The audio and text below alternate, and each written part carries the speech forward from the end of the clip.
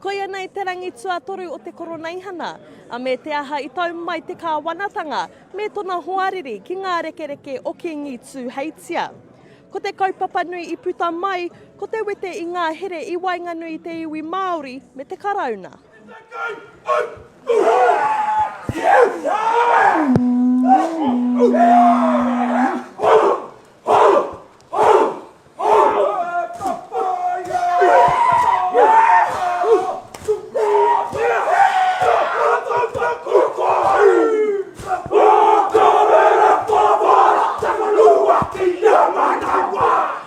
Matua rā ko te hiranga o tēnei pōwhiri o tira te tainga mai o ngā pāti Tōrangapu kia rongo rātau I te reo mana motuhake o te iwi Māori. Kauri ko atu, kauri ko mai.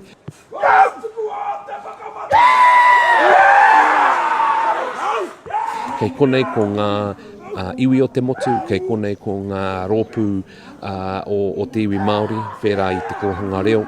Te rōpū wahine Māori toko I te ora, te iwi morehu te hāhi rātana, kei konei katoa rātau me ngā rangatira o tēnā iwi, o tēnā iwi.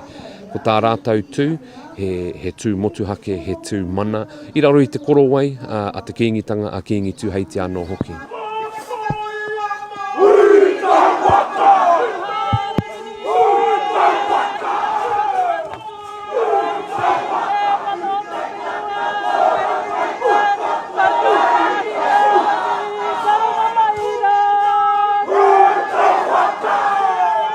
Ko te Kiingitanga tēnei, ko te rā te koroneihana tua ngā huru mawhatu.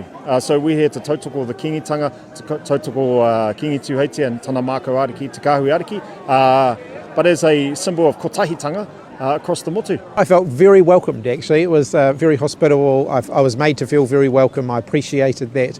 I actually really enjoyed the experience. It's my second time here and I just think it's a pretty special day, and also then to the political leaders go and have lunch with the king as well, and it's a wonderful open conversation as well. Kare rungu e kiko ke ruti ngā kōrero o itai atu aroha mai, engari kare rungu he oranga e kiko ke ruti ngā kōrero, he kōrero no. Mr. Luxon, when Jim Bolger and co, Doug Graham and co, came here in 1995, it was a reiteration of that promise. It was a promise that we would work collaboratively and collectively for the benefit not only of the Kiingitanga, not only of Waikato, but for the motu. By Māori for the benefit of the nation was a key message. I love today. that theme. I love that theme. Do you support that? I fully do, because I think when Māori's doing well, all of New Zealand's doing well, and it's that simple really. We also think you have an obligation to stamp out the negative, racist politicking in this country. So when these things rear their ugly heads, you have an obligation to stamp it out right there and then. And make sure that everyone knows it's not your political manifesto to belittle the iwi Māori and their own whenua. Do you think Māori have been used as a political football in the lead up to this election? I don't think so per se, but it's interesting hearing that feeling that's coming in the conversation today.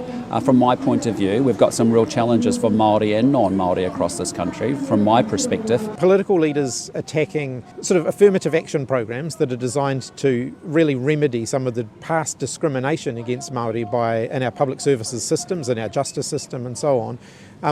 I don't think that I think some of the language that's used around that is very inflammatory and very divisive and isn't helpful. And I want to be also clear, you cannot stand here on a paipai in front of Te Ao Māori and aim to want to improve Te Ao Māori when you use language such as calling people bottom feeders. Ko wai ngā rawa kore, ko wai te nuinga o ngā rawa kore he Māori. He Māori. Māori have all the solutions. We know what to do to look after ourselves. Get out of the way, as they said on the paipai, and let us get on with it. Tautoko or get out of the way. And I think Te Pāti Māori, as Rahui said, our destination has to always be mana motuhake. I honestly believe when Māori are doing well, New Zealand is doing well, and it's that simple. And so the question for us is when we start to think about Māori with respect to education, which has been going backwards, when we think about healthcare, when we think about crime, we think about we talked about infrastructure and investment and co-investment.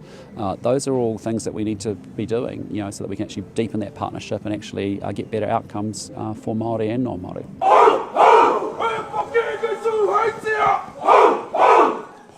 We want the King to have diplomatic immunity, not only here but also abroad. And so those are the things that we want to continue to push for, that he is treated with the respect that he deserves as the only Kiingitanga here in Aotearoa. Ko te aro i nā e turu nei, te whakarara anō ki a tātou roti ngā mahi porotiki nei. Ki te kore tātou e puta ki te pōti, ka riro ko nā hinara ko te tātou ka wanatanga.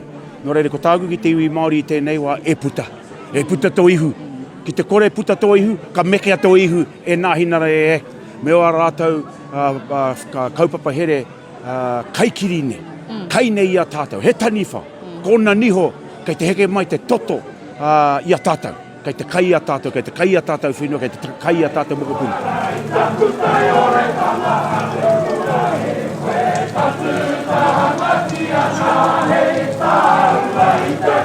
Hey,